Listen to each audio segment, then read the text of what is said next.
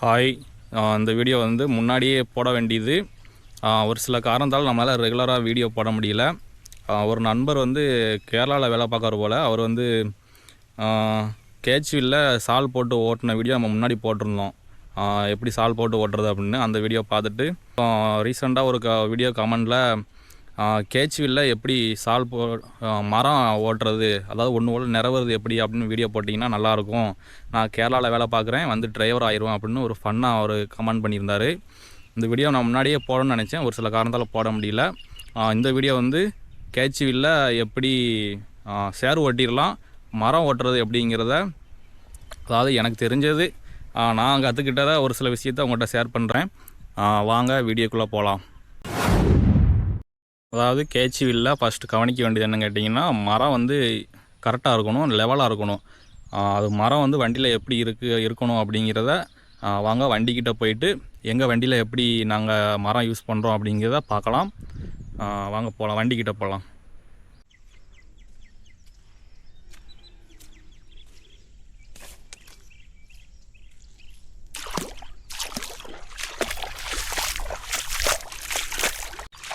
நல்ல மழை, அதனால் தலைவனை கழுவவே வேண்டாம், கழுவுன மணிக்கு நிற்காப்புல. இப்போ வந்து நம்ம மரம் வந்து எந்த மாதிரி மரம் வந்து யூஸ் பண்ணுறோம் அப்படிங்கிறத பார்க்கலாம். மரத்தை வந்து தூக்கி விட்டு காட்டுறேன்.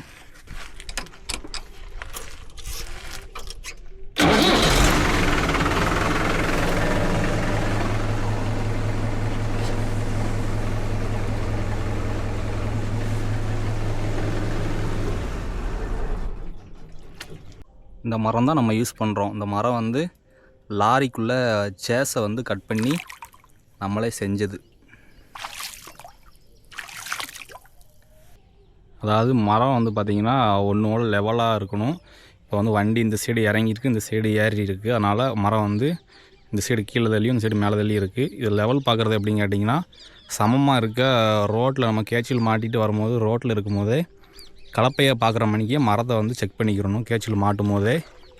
அடுத்ததாக இந்த மரத்தில் பார்த்திங்கன்னா எங்கள் ஏரியாவில் பெரும்பாலும் டாப்லிங் வந்து யூஸ் பண்ண மாட்டோம். டாப்லிங் இல்லாமையே டாப்லிங் செய்கிற வேலையாக செய்யும் இந்த மரம். டாப்லிங் செய்கிற வேலையாக செய்யும் இந்த மரம். எப்படின்னு கேட்டிங்கன்னா, இதில் 2 பின்னு வந்து போட்டிருக்கோம். கீழே ஒரு பின்னு, மேலே ஒரு பின்னு. கீழே உள்ள பின்னில் வந்து கையை மாட்டிக்கிடுவோம். மேலே உள்ள பின்னு வந்து இப்போ வந்து ஒரு வயல் வந்து ஒன்று போல் இருக்குது அப்படின்னா அப்படியே மரத்தை வந்து மேட்டாக்கில் தடவிட்டே வந்துடும். அதாவது இவ்வளோ தான் சேக்கு ஆடும் மரம். இதுக்கப்புறம் வந்து ஆடாது. எப்படின்னு கேட்டிங்கன்னா, இந்த பின்னு வந்து இந்த இடத்துல வந்து முட்டிக்கிறோம். இப்போ பாருங்கள், தூக்குதேன். இதுக்கப்புறம் வந்து மரம் வராது, தூக்க முடியல. புரியும் நினைக்க உங்களுக்கு. இந்த பின்னு வந்து அதில் வந்து முட்டிக்கிறோம். அப்படி இருக்கும்போது டாப்லிங் இல்லாமல் டாப்லிங் செய்யக்கூடிய வேலையை இந்த மரம் செய்யும். உங்களுக்கு புரியும். இப்போ வந்து மரம் வந்து எப்படி ஒன்றோல இருக்காங்க பார்த்துட்டோம். அடுத்ததாக வந்து வயலில் வந்து தண்ணி எவ்வளோ வச்சு அடிக்கலாம் அப்படிங்கிற சொல்கிறேன். அதாவது நிறைய பேர் கன்ஃபியூஸாகவே இருக்கும். வயக்காரங்க நம்மகிட்ட கேட்கும்போது இந்த வயலில் தண்ணி போதுமாப்பா அப்படின்னு நம்மகிட்ட கேட்பாங்க. நமக்கு வந்து போதும்னு சொல்ல முடியாது, இல்லை வேணும்னு சொல்ல முடியாது. அந்த மாதிரி இடத்துல தண்ணி எவ்வளோ இருந்தால் கரெக்டாக இருக்கும் அப்படிங்கிற நான் சொல்கிறேன். அதாவது தண்ணி வந்து குறையா வச்சு அடித்தோம் அப்படின்னா மேடு காடாக ஒதுங்கும். அந்த வண்டி போன தடம் மட்டும் கோடு கோடாக தெரியும். நீங்கள் நிறையா வச்சு அடிச்சிட்டாலும் பார்த்தீங்கன்னா வண்டி நம்ம அடிச்சுட்டு வெளியே வரும்போது நல்லாயிருக்கும், ஒன்று போல் தெரியும். ஆனால் வயக்காரங்க நடுவை நட்டு தண்ணியை வெளியே வடித்ததுக்கு அப்புறமா தான் தண்ணி அதிகமாக அடித்த வயல் வந்து ரொம்ப மேடாக தெரியும். தண்ணி வந்து வண்டி போகும்போது பார்த்திங்கன்னா அலையாக கிளம்பும். அந்த அலையாக கிளம்பாமல் ஓரளவு நிதானமாக வரப்பில் ஒரு பாதி வரப்பு இருந்தாலே போதும். ஒரு இடத்துல மேடு இருக்குது அப்படின்னா அந்த மேடு வந்து அந்த மேட்டில் வந்து கொஞ்சம் பரவலாக தண்ணி கிடக்கிற மாதிரி இருந்தால் அந்த வயலை அடிக்கிறதுக்கு தண்ணி போதுமானது.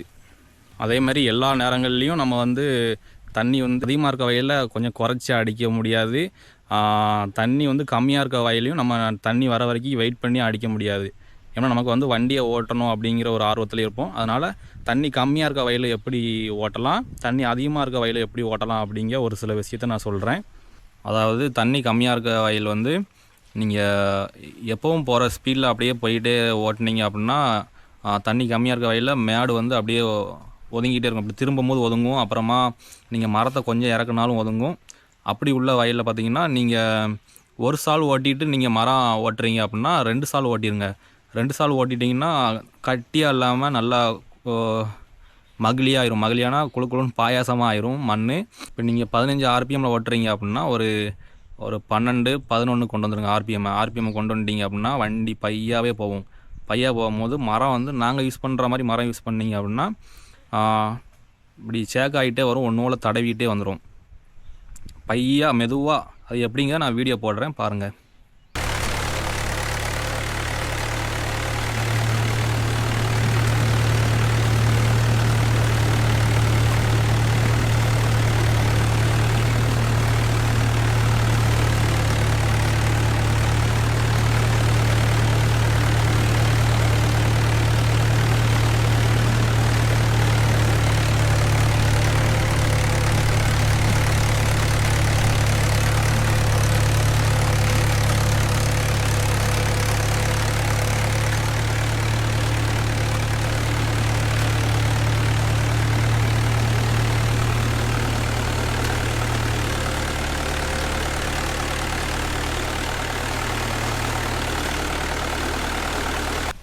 நீங்கள் எவ்வளோக்கு எவ்வளோ மெதுவாக ஓட்டுறீங்களோ அவ்வளோக்கு எவ்வளோ தண்ணி இல்லாத வயல் மேடு ஒதுங்காது.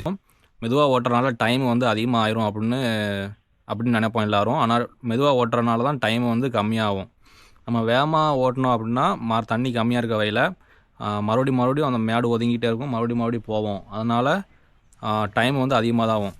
நீங்கள் மெதுவாக, அதாவது மரத்தை வந்து பட்டும் படாத மாதிரி அந்த கட்டியை மறைக்கிற மாதிரிக்கு அதை தடவிட்டே வந்துட்டீங்க அப்படின்னா 1 ஓலை ஆயிரும். அதாவது தண்ணி கம்மியாக இருக்க வயலில் ஓட்டும் போது நம்ம கொத்தனார் வந்து பூசுவாங்கல்ல, அந்த மட்டையை வச்சு மட்டம் தட்டுவாங்க, அந்த மாதிரி நினச்சிக்கோங்க. தண்ணி கம்மியாக இருக்க வயலில் கொத்தனாரை நினச்சிட்டு 1 ஓலை மட்டம் தட்டிகிட்டே வந்துட்டீங்க அப்படின்னா ரொம்ப கிடங்கு மேடாக ஆகாது, 1 ஓலை ஆயிரும். அதிகமாக இருக்க வயலை எப்படிலாம் ஓட்டலாம் அப்படிங்கிற ஒரு சில விஷயம் சொல்கிறேன். தண்ணி அதிகமாக இருக்க வயல் வந்து நம்ம எப்படி ஓட்டிகிட்டு வந்தாலுமே வெளியே வரும்போது பார்க்க 1 ஓலை தெரியும். ஆனால் ஓட்டி முடித்து நடுவெல்லாம் நட்டு வயக்காரங்க தண்ணியை வெளியே திறந்து விடும் போது தான் மேடு ஆடு தெரியும். அப்புறமா நடுவை நடும்போது ஆளுங்களுக்கு வந்து பில்லு வந்து அப்படியே இருக்கும். அது என்ன காரணம்னா நமக்கு வந்து இடக்கட்ட தெரியாது. சும்மா சால் போட்டு ஓட்டிட்டு மரத்தை அடிச்சுட்டு வந்துடுவோம். அது தண்ணி அதிகமாக இருக்க வயலை வந்து 1 சாலோ 2 சாலோ பில்லு இல்லாமல் கிட்ட பிடிச்சி ஓட்டணும். அடுத்தபடியாக மரம் அடிக்கும் போது மரத்தை ஃபுல்லாக இறக்கி விட்டிங்க அப்படின்னா 1 ஓலை மகிழியாக சகதியாக ஆயிரும். அங்கே வந்து நிறந்துக்கிறோம், கிடங்கு மேடு இல்லாமல் நிறந்துக்கிறோம். மரத்தை ஃபுல்லாக இறக்கி விட்டிங்க அப்படின்னா இறக்கி விட்டு மரம் ஓட்டிட்டு வெளியே வர்றதுக்கு முன்னாடி கவனிக்கணும், எங்கே மேடு பள்ளம் இருக்குது பார்த்து. மேடு இருந்துச்சுன்னா கொஞ்சம் மகிழி அதிகமாக தெரியும். உங்களுக்கு ஓட்டுனவங்களுக்கு தெரியும், மகிழி அதிகமாக தெரியும். அந்த இடத்துல எங்கே தண்ணியாக தெரியுதோ அது வந்து பள்ளம். அந்த மகிழியை கொண்டு வந்து எங்கே தண்ணியாக தெரியுதோ அந்த இடத்துல தூக்கி விட்டிங்கன்னா முடிஞ்சிச்சு. அப்புறம் பரவாயில்ல ஒரு சால் ஓட்டிட்டு வெளியே வந்துடலாம். இது எப்படிங்கிறத கொஞ்சம் நான் தெளிவாக சொல்கிறேன். இதை முக்கியமாக நோட் பண்ணிக்கோங்க. மரம் அடிக்கிறதுல இதுதான் ரொம்ப ரொம்ப முக்கியமானது. இப்போ பாருங்கள், இந்த இடத்துல மேடு இருக்குது. இது வந்து இந்த மேடை கொண்டு போய் அங்கே தண்ணியாக தெரியுதா அந்த இடத்துல தள்ளணும். இதை நம்ம எப்போ செய்யணும்னு கேட்டிங்கன்னா, நம்ம வந்து மரத்தை இறக்கிறதுக்கு முன்னாடி, அதாவது 1 சாலோ 2 சாலோ ஓட்டிட்டு மரத்தை கீழே இறக்கிறதுக்கு முன்னாடி நீங்கள் ஃபஸ்ட்டு சால் 2 சால் ஓட்டும் போதே கவனிச்சிக்கிட்டே இருக்கணும், இந்த வயலில் எங்கெங்கே மேடு இருக்குது அப்படிங்கிறத. இப்போ அந்த இடத்துல மேடு இருந்துச்சா, இப்போ அடுத்ததாக இங்கே காட்டுறோம் பாருங்கள்.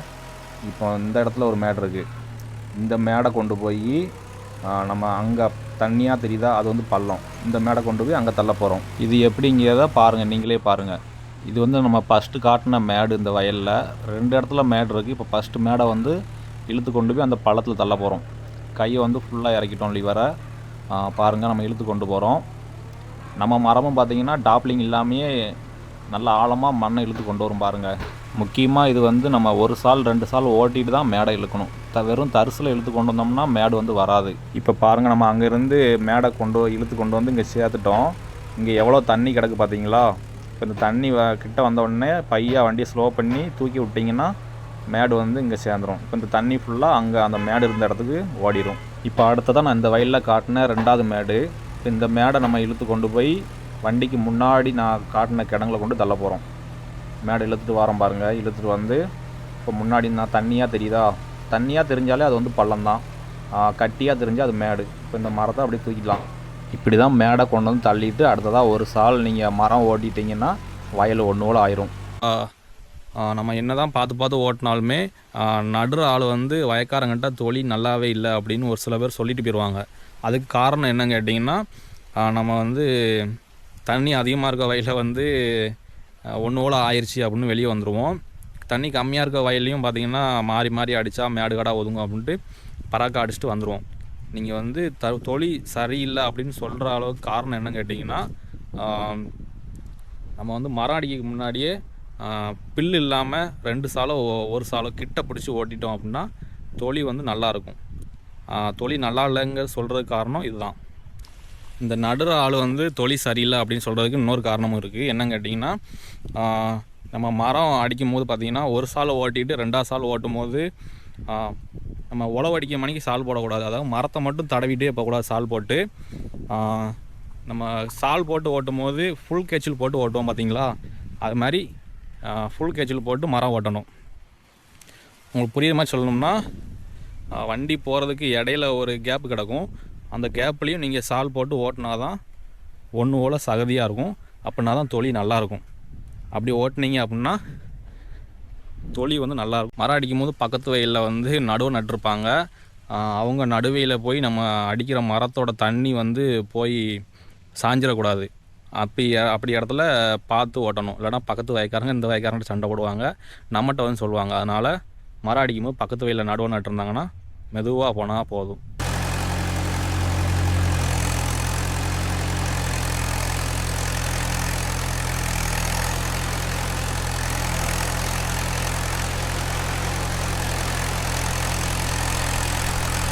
ஓரளவு நான் எல்லாமே கவர் பண்ணிட்டேன்னு நினைக்கிறேன். இப்போ வந்து புதுசாக வண்டி ஓட்டுறவங்களுக்கு வந்து மரம் அடிக்கிறது வந்து ஒரு தயக்கமாக இருக்கும். இப்போ நம்ம நண்பர் வந்து கேரளாவில் வேலை பார்க்குறேன், வந்து டிரைவர் ஆயிரும் அப்படின்னு சொல்லி ஒரு ஃபன்னாக கமெண்ட் பண்ணியிருந்தார். அது மாதிரி இப்போ நம்மளை சுற்றியே பார்த்திங்கன்னா, இப்போ நான் ஒரு பையனுக்கு நான் வண்டி சொல்லித்தரேன் அப்படின்னா வண்டி பழகிடுவாங்க, சேரும் ஓட்டிடுவாங்க. ஆனால் மரம் அடிக்கிறதுக்கு வந்து பயப்படுவாங்க. வயக்காரங்க எதுவும் சொல்லிடுவாங்களோ அப்படின்னு ஒரு தயக்கம் இருக்கும். அப்படி உள்ளவங்களுக்கு வந்து புதுசாக வண்டி ஓட்டுறவங்களுக்கு நான் ஒரு சில ட்ரிக் சொல்கிறேன், கேளுங்க. இதை வந்து எல்லா நேரமும் மனசில் வச்சுக்கக்கூடாது. ஒரு சில நேரம் நம்ம வண்டி மரம் அடித்து பழகிற வரைக்கும் இதை வந்து மெயின்டைன் பண்ணிக்கிடலாம். இந்த விஷயத்தை என்னங்கிறத சொல்கிறேன், கேளுங்க. அதாவது இப்போ நம்ம ஒரு இடத்துல நீங்கள் வண்டி ஓட்ட போகிறீங்க அப்படின்னா வயக்காரங்க இருப்பாங்க. வயக்காரங்கிட்ட நீங்கள் வந்து முன்னாடியே முன்ஜாமீன் வாங்கிடணும். முன்ஜாமீன்னா எப்படின்னு கேட்டிங்கன்னா, இப்போ நம்ம வயலில் போய் நிற்கிறோம், வயக்காரங்களை கூப்பிட்டு வச்சு அண்ணன் இந்த வயலில் தண்ணி கம்மியாக இருக்குது, அந்த வயலில் அதிகமாக இருக்குது, தண்ணி கரெக்டாக இருந்தாலுமே சும்மா நேரத்துக்கு நீங்கள் சொல்லிடணும். அதாவது தண்ணி இந்த வயலில் கம்மியாக இருக்குண்ணே, அந்த வயலில் அதிகமாக இருக்குண்ணே அப்படின்னு திறந்து விடுங்க, நான் அடிச்சிட்ருக்கேன் திறந்து விடுங்க அப்படின்னு சொல்லணும். ஒரு வேளை நீங்கள் அடித்து முடிச்சதுக்கப்புறம் அந்த வயல் வந்து மேடு காடாக ஒதுங்கிருச்சு அப்படின்னா நீங்கள் வயக்காரன்னு சொல்லணும். அதாவது முன்னாடியே நான் சொன்னோம்லண்ணே இந்த வயலில் தண்ணி கம்மியாக இருக்குது அப்படின்னு, அதனால தான் மேடு ஒதுங்கிருச்சு அப்படின்னு தவறு நடந்ததுக்கப்புறம் பின்னாடி கூட சொல்லிக்கலாம். அண்ணே நான் தான் முன்னாடியே சொன்னோம்ல, அந்த மேடு கொஞ்சம் போல் ஒதுங்கிட்டு அதை போய் தட்டி விட்டுக்கோங்கண்ணே அப்படின்னு சொன்னால் அவங்க சரின்றுவாங்க. நீங்கள் முன்னாடியே சொல்லாமல் மேடு ஒதுக்கிட்டிங்கன்னா வயக்காரங்க வந்து தம்பி என்னப்பா அங்கே மேடு ஒதுங்கிருச்சு அப்படிம்பாங்க. அதனால தான் நீங்கள் எல்லா நேரமும் இந்த காரணத்தை சொல்ல முடியாது. இது ஒரு சின்ன ட்ரிக்கு, பயன்படுத்திக்கலாம். எல்லாம் தெரிஞ்சுக்கிட்டு யாரும் வண்டி ஓட்டுறது கிடையாது. எல்லாம் படிப்படியாக தெரிஞ்சுக்கிறது தான். ஒன்று ஒன்றா நீங்கள் ஓட்ட உங்களுக்கே புரியும். ஒரு வயலில் ஓட்டும் போது இந்த வயலில் எப்படி தவறு நடந்துச்சு, அப்போ அடுத்த வயலில் எப்படி பண்ணிக்கலாம் அப்படிங்கிறது எல்லாமே ஒன்று ஒன்றா தெரிய வரும். அனுபவம் தான் சிறந்த ஆசான்னு சொல்லுவாங்க. அது மாதிரி அனுபவம் ஆக உங்களுக்கு எல்லாமே தெரிஞ்சுக்கிறோம். எனக்கு தெரிஞ்ச ஒரு சில விஷயத்த உங்கள்கிட்ட நான் ஷேர் பண்ணிட்டேன். இதுக்கு மேலேயும் ஒரு சில விஷயங்கள் இருக்கலாம், அதை வந்து வீடியோவாக நான் உங்கள்கிட்ட ஷேர் பண்ண முடியாது. அந்த வீடியோ பிடிச்சிருந்தால் நம்ம சேனலை சப்ஸ்கிரைப் பண்ணி சப்போர்ட் பண்ணுங்கள். அடுத்த ஒரு நல்ல பதிவில் சந்திப்போம். வேறு எதுவும் வீடியோ வேணுனாலும் கமெண்டில் சொல்லுங்கள். வண்டி சம்மந்தமாக கேளுங்க. எனக்கு தெரிஞ்ச அளவு நான் சொல்கிறேன். வீடியோ பிடிச்சிருந்தா நம்ம சேனலை சப்ஸ்கிரைப் பண்ணி சப்போர்ட் பண்ணுங்கள். அடுத்த ஒரு வீடியோவில் பார்க்கலாம். பாய்.